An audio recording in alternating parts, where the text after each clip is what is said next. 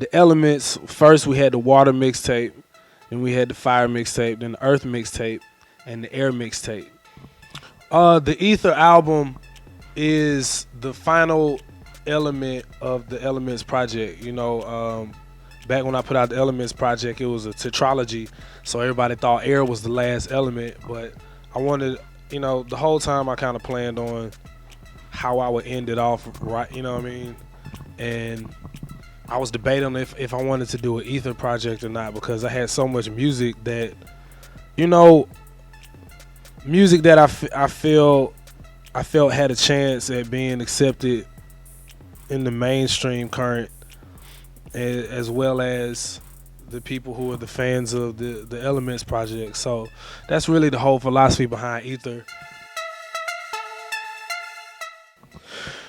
Well, I mean, to be honest, I feel like the whole album is socially conscious. I feel like socially conscious shouldn't be boxed into just civil rights and black rights. It's a lot of things that plague our community and our society.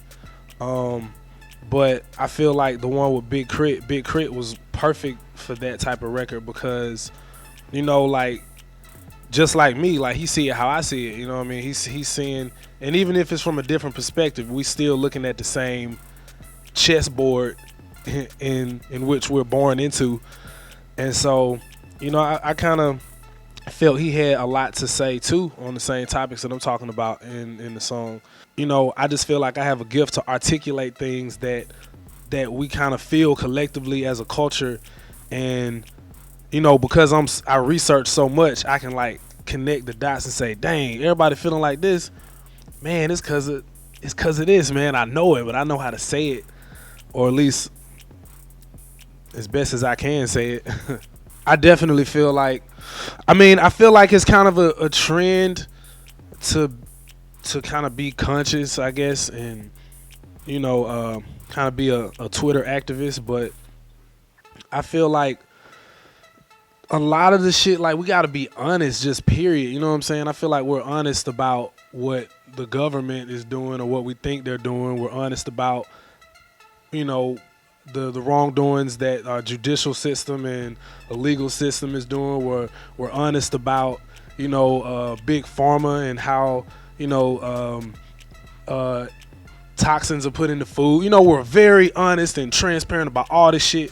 But when it comes to the way we treat ourselves and the way we, treat our brothers and sisters, we're not honest. We sweep all that under the rug and nobody wants to talk about it, But I feel like once that is incorporated into the way we socially interact with each other, then, and there are people that talk about it. I can't say that we don't talk about it enough. I just feel like, once that becomes trendy, you know what I mean, then we can really start growing, because you got to heal yourself first before you can change the world.